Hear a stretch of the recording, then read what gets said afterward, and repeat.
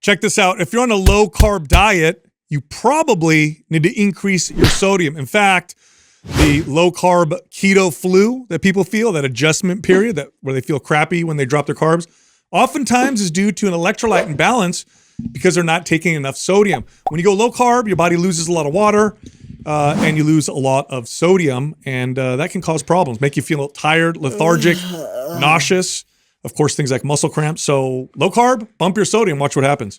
You know, this was something that I experienced during the time of us doing this podcast. I'd actually never thought to really troubleshoot that. It never really dawned on me because I don't avoid salt by any means, but you know, I never think to add it. Yeah, right. So I wouldn't think to add it. And I had been on a pretty strict diet around the time. It was around the time when we were competing. And I remember we were talking about this and I was getting headaches from it, low energy, and just I couldn't wrap my brain around it. And I remember we talked about it, and then I remember I had a dill pickle, and I remember like my symptoms like went away like shortly after, and I was like, "What?" Magically, yeah. So, I mean, that was just an area that I didn't really address all my years of training. Now, granted, I dieted more strict in the last 10 years than I had done in the previous 10 years for sure, but.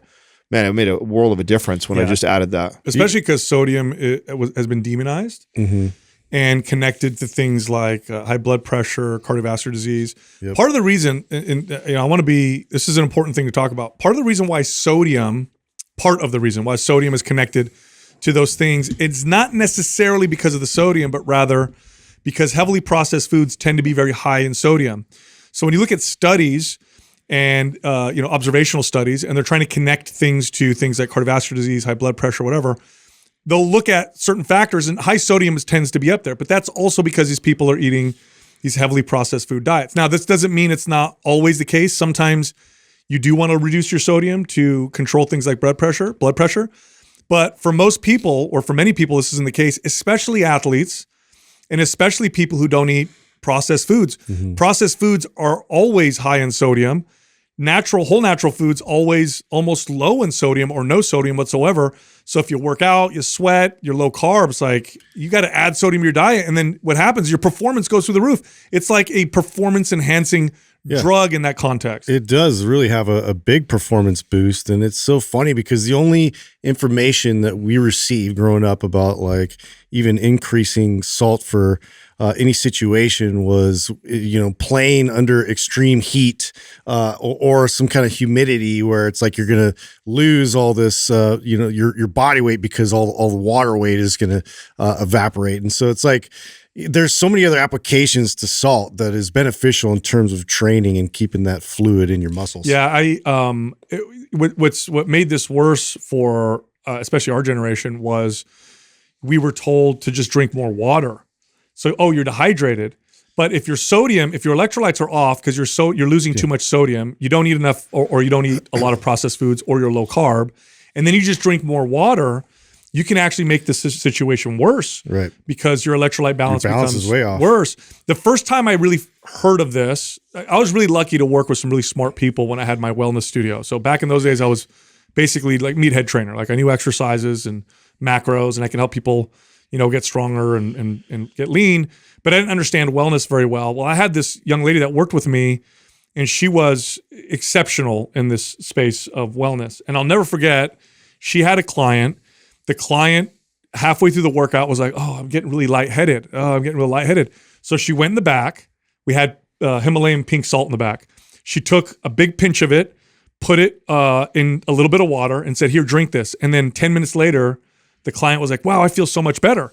I would have thought you need to eat some sugar or some carbs. Low blood sugar. Yeah. And I remember seeing that. I was like, "What?" And she goes, "Oh, yeah." She goes, "Your endurance athlete clients especially," she goes, "have them pinch some salt, throw it in the water, and then see what the results are." And every single client I had do that, they were like, "Oh my God, I feel looking so back, game changer." Looking back now, there's been multiple times where I've had clients that, sat down, got lightheaded like that, and I ended up giving like a bar to or an energy. Like I didn't even think to go that route. And looking back now, I'm like, shit, I bet that would have solved it as well or even faster had I gone that route. Yeah. And then the whole keto flu thing, when ketogenic diets got real popular, I had a couple clients who went ketogenic because it was the thing or whatever. And they were like, oh, I have this keto flu. I feel terrible. Well, again, one of them said, I'm going to increase my sodium, see how I feel. And the symptoms went away immediately. It wasn't so much the fact that their carbs were low and they had to switch to ketosis.